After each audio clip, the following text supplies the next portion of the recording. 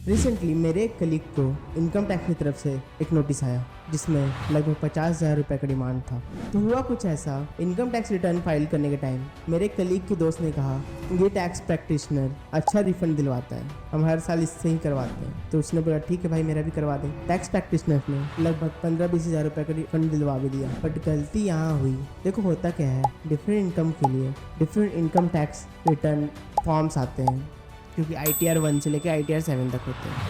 अब मेरे कलीग की सैलरी कुछ interest income and share market से इनकम थी। अब क्या होता है, गवर्नमेंट पहले ITR 1 एंड ITR 4 निकालती है, फिर उसके बाद ITR 2, 3 एंड ऐसे ऐसे करके ITR 7 तक आता है। अब जैसे ही ITR 1 आया, वो टैक्स प्रैक्टिशनर अपनी फीस लेने के लिए ITR 1 ही फाइल कर दिया एंड स्टॉक मार्केट की इनकम दिखाई नहीं एंड रिफंड कैलकुलेट करके दे दिया, ये लीजिए आपको 15-20 हज़ार का रिफंड है। ये भी खुश, वो भी खुश। अब जब नोटिस आया तो इन्होंने देखा एंड उस टाइम फाइल करने के टाइम मेरे कलीग ने उससे पूछा भी, और उन्होंने कहा कि इस बार गवर्नमेंट सिर्फ 1 और 4 ही निकालेगी, 2, 3 बाकी फॉर्म्स आएंगे ही नहीं, आपको बस सैलरी इनकम ही दिखानी है। देखो लोग कैसे बेवकूफ़ बन भी जाते हैं लालच के चक्कर में। एंड अब वो आदमी इनका ना कॉल उठा रहा ना मैसेज का रिप्लाई दे रहा है, वो तो अपने पैसे लेके चुप किया, बट फंस तो गए आप। इसलिए अपना इनकम टैक्स रिटर्न फाइल करने के लिए एक नॉलेजेबल पर्सन चुने।